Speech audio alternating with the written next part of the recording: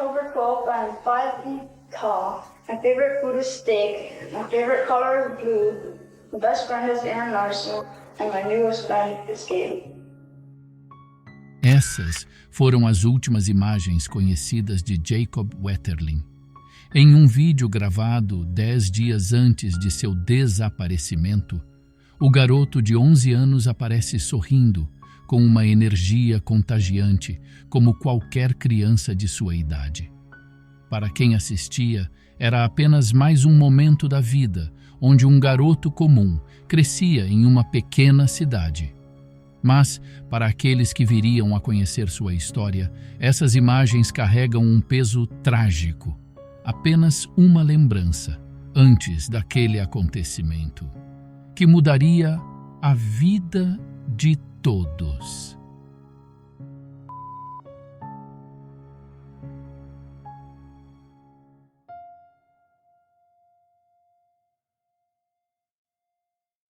Esse caso nos transporta para St. Joseph, uma pequena cidade no estado de Minnesota, onde a tranquilidade rural predomina.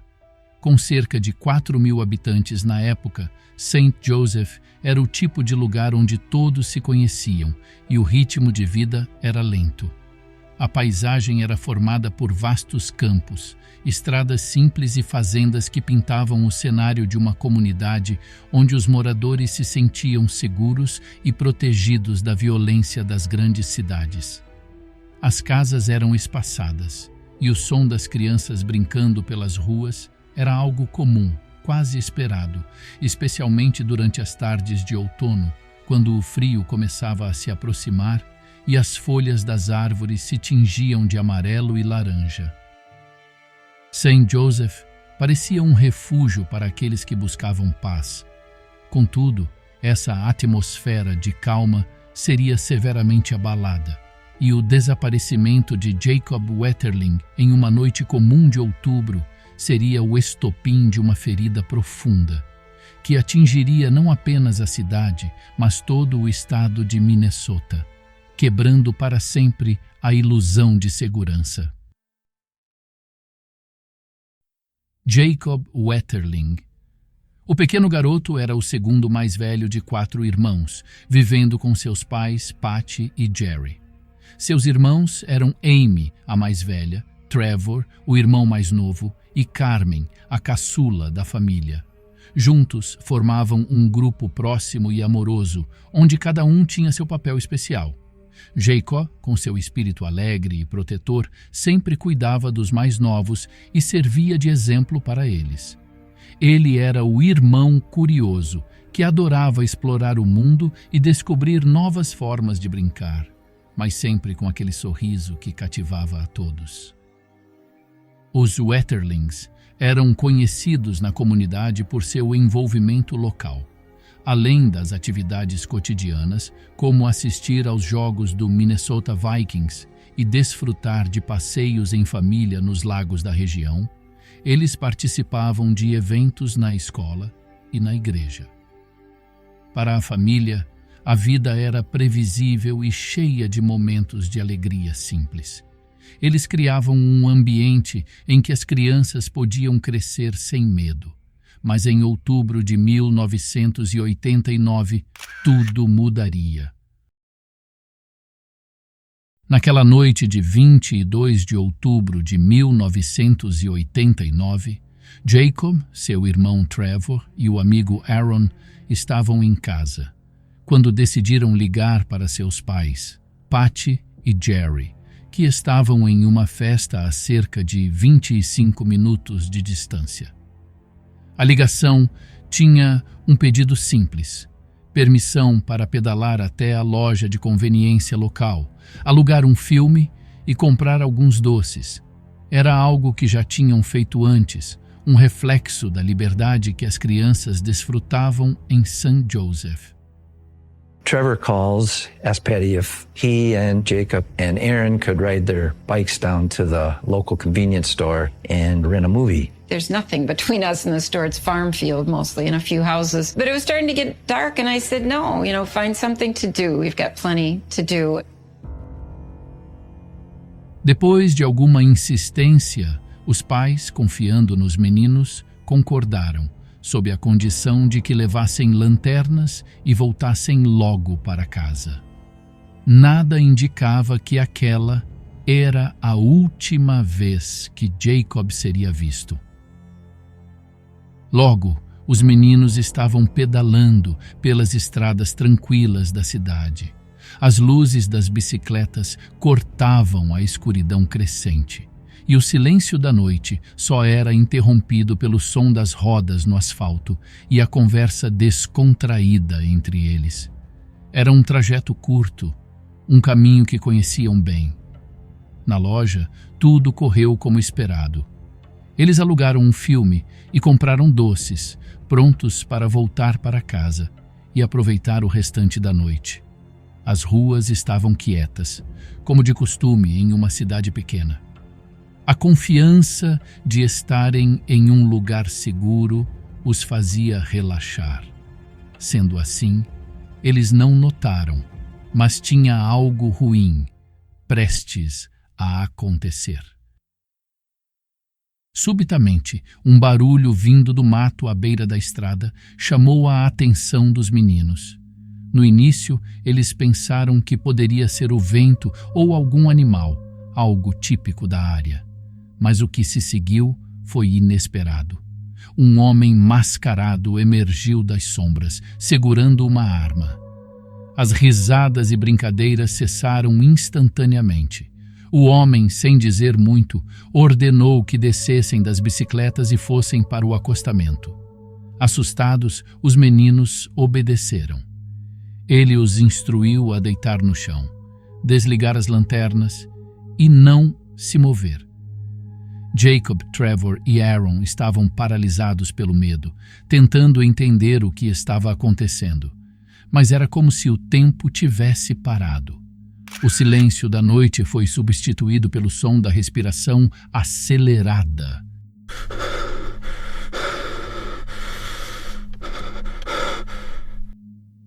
Depois de alguns segundos que pareceram uma eternidade, o homem começou a fazer perguntas. Ele perguntou a Trevor e Aaron suas idades e, em seguida, ordenou que ambos corressem para o mato, ameaçando atirar se olhassem para trás. Os dois, em pânico, fizeram o que foi mandado. Correram com todas as suas forças, com o coração disparado, sem saber se Jacob estava junto ou se tinha ficado para trás. Mas, ao olharem para trás, logo perceberam que algo terrível havia acontecido. Jacob e o sequestrador tinham desaparecido, deixando apenas o silêncio da noite e a escuridão em volta. Sem entender completamente o que acabara de ocorrer, Trevor e Aaron correram de volta para casa. Ao chegarem, encontraram seus pais e o restante da família, e o desespero começou a tomar conta. It must have been about 45 minutes. The phone rang and they called for me to come and take this call. And it was our next door neighbor who called and said, "You have to leave that party right now and come home." He came back to the table and said, "We got to go." And I said, "You know what? Aren't those kids back yet?" And he said, "Somebody took Jacob." Depois, a notícia do desaparecimento de Jacob se espalhou rapidamente por toda a cidade de St. Joseph. O choque e a incredulidade logo deram lugar ao desespero, enquanto amigos, vizinhos e estranhos se reuniam para ajudar nas buscas. Os pais de Jacob, Patty e Jerry, estavam devastados. A pequena comunidade, que até então acreditava estar protegida de tragédias desse tipo, agora se via no centro de um mistério assustador. Em questão de horas, a polícia local foi chamada e as buscas começaram com a ajuda de voluntários da cidade. Helicópteros sobrevoaram os campos, cães farejadores seguiram pistas e dezenas de pessoas vasculharam os arredores, mas nenhum sinal de Jacob foi encontrado. A frustração crescia a cada minuto que passava, e a sensação de impotência tomava conta de todos. Os pais de Jacob estavam em estado de choque. A cada relato dos amigos que estavam com ele naquela noite, a angústia aumentava. Trevor e Aaron estavam claramente traumatizados, mal conseguindo contar a história sem chorar.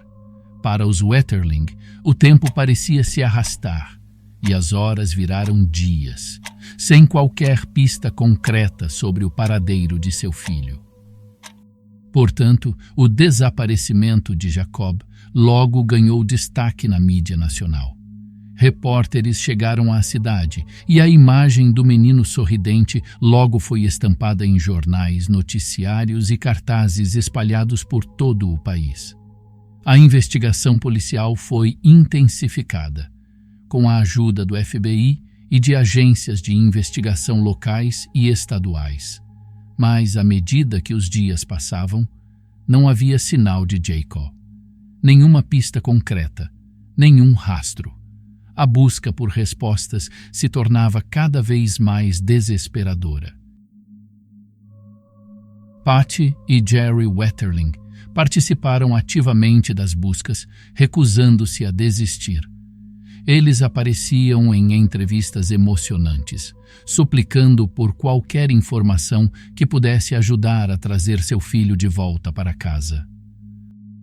Porém, enquanto a busca por Jacob continuava sem sucesso, uma descoberta crucial emergiu e mudou o rumo da investigação. Em janeiro de 1989, apenas 10 meses antes do desaparecimento de Jacob, outro menino foi sequestrado e abusado em uma cidade vizinha, Cold Spring, a cerca de 10 milhas de St. Joseph. O nome desse menino era Jared Shirel, e seu caso, que permanecia sem solução, agora começava a ser conectado ao desaparecimento de Jacob. Na noite de 13 de janeiro de 1989, Jared, então com 12 anos, estava voltando para casa após uma noite com amigos. O inverno havia chegado com força à pequena Cold Spring e a caminhada de Jared para casa parecia ser mais uma daquelas rotinas normais em sua vida. Mas essa noite seria diferente. Enquanto ele caminhava pelas ruas geladas da cidade, um carro se aproximou devagar. O motorista, um homem desconhecido, pediu informações. Antes que Jared pudesse reagir, o homem o puxou violentamente para dentro do carro sob a mira de uma arma. O medo tomou conta de Jared enquanto ele era levado para uma área deserta e abandonada, onde o homem o agrediu brutalmente. Durante o ataque, Jared fez o possível para se lembrar de detalhes. O carro, a voz do homem, até o cheiro do veículo. Sua mente estava focada em sobreviver. Após o ataque, o homem deixou Jared ir, mas não sem antes ameaçá-lo.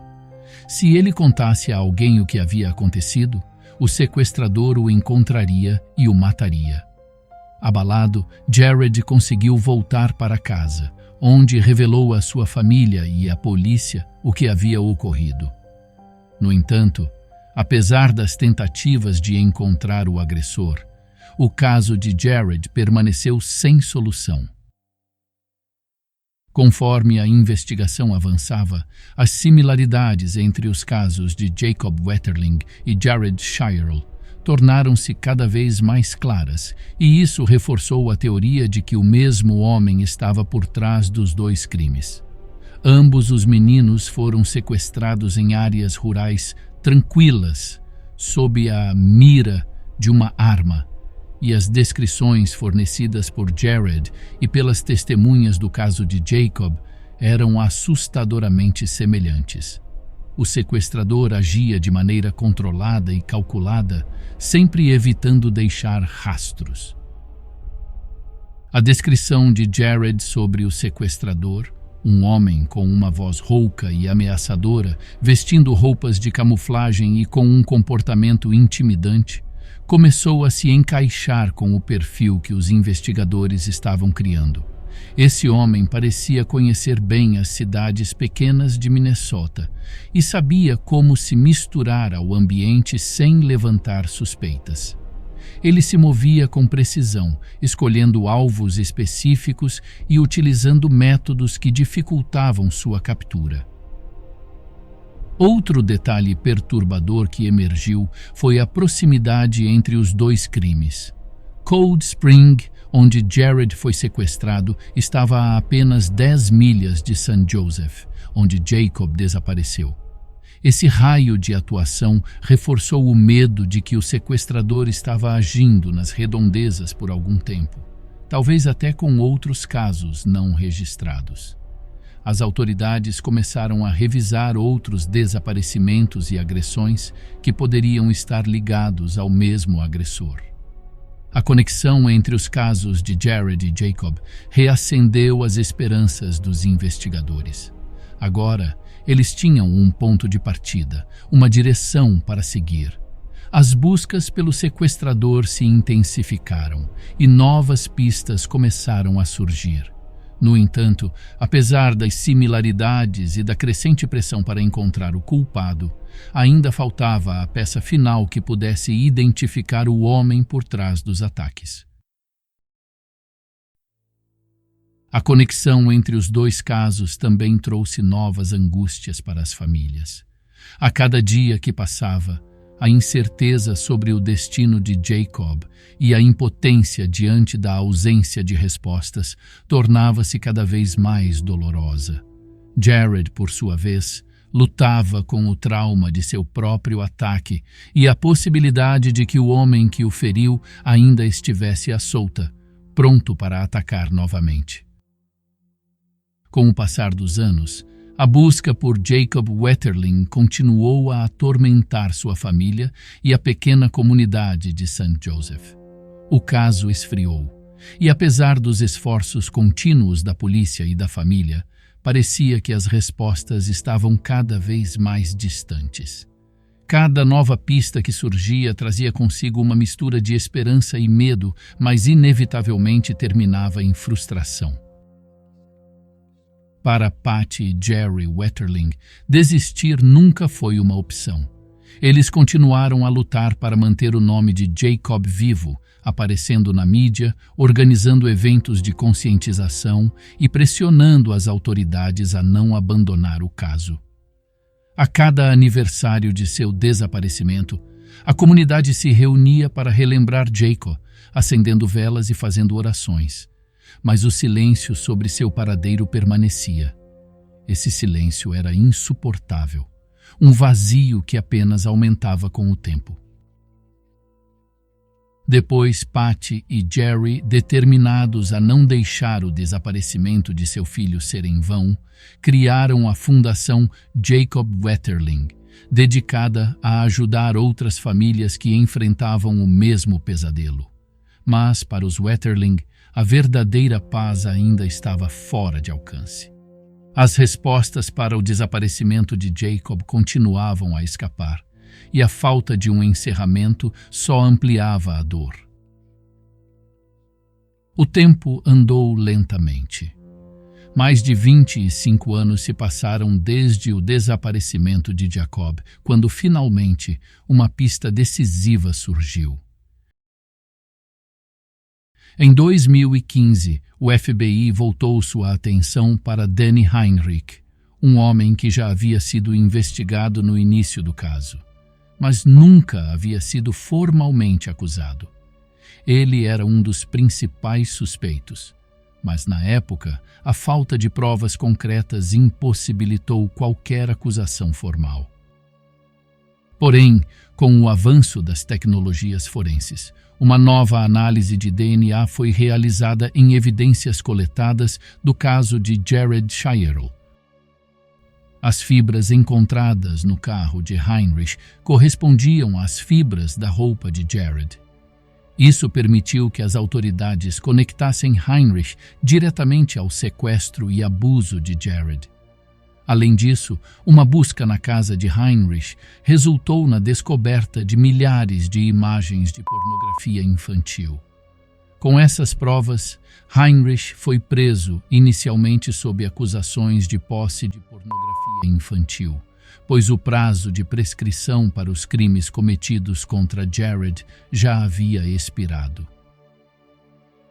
Então, com Heinrich sob custódia e as evidências contra ele se acumulando, as autoridades ainda buscavam desesperadamente resolver o caso de Jaco. No entanto, eles enfrentaram um obstáculo. Não havia evidências físicas que ligassem Heinrich diretamente ao desaparecimento de Jaco.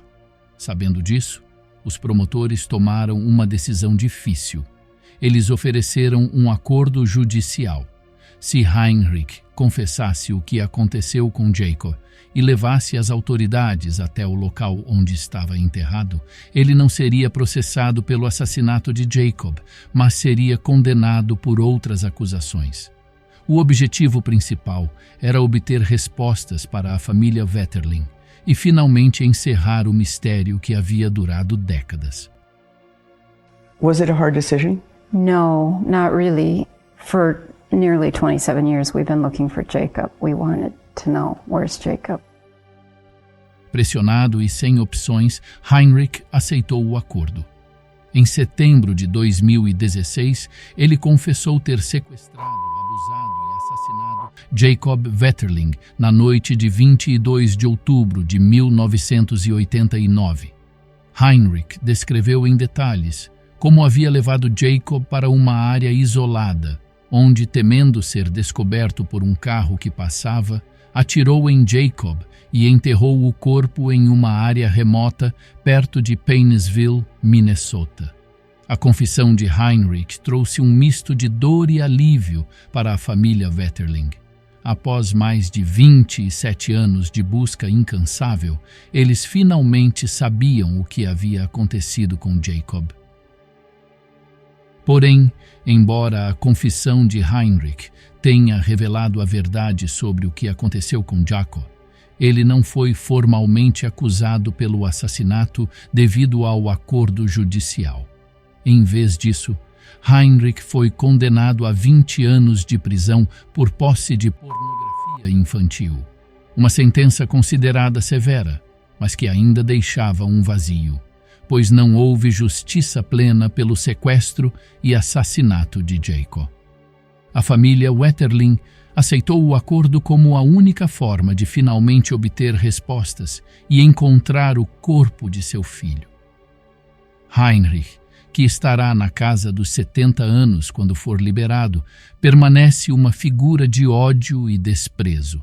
Mas o mais importante para a família Wetterling era o fim da angústia sem fim de não saber o que havia acontecido com Jaco. That gunshot snuffed his breath out, but his spirit is so strong, you can just see how it affects people. He's taught us all how to live, how to love, how to be fair, how to be kind. He speaks to the world that he knew, that we all believe in, and it is a world that's worth fighting for. His legacy will go on. We love you, Jacob. A tragédia de Jacob Wetterling é um lembrete sombrio de que, mesmo nas comunidades mais pacíficas, o mal pode se esconder. No entanto, sua história também nos ensina sobre o poder da persistência, do amor e da luta por justiça. A família Wetterling, especialmente sua mãe, Patty, canalizou seu sofrimento para fazer a diferença, liderando a aprovação de legislações de proteção infantil e criando uma fundação que continua a ajudar outras famílias em situações semelhantes. A luta incansável da família Wetterling não foi apenas pela memória de seu filho, mas por todas as crianças que ainda estão em perigo. Embora Jacob nunca tenha tido a chance de crescer, seu legado vive através das leis que ajudam a proteger outras crianças e das histórias de perseverança que sua família inspirou. Por fim, meus amigos, queremos a sua participação. Você acredita que a justiça foi verdadeiramente feita nesse caso? Qual sua opinião sobre o acordo das autoridades oferecido para Danny Heinrich? Deixe-nos saber nos comentários. E se você gostou do vídeo, Considere deixar o seu like e se inscrever no canal. Por hoje é só. Eu vou ficando por aqui. E lembre-se, sempre em busca de rastros e vestígios.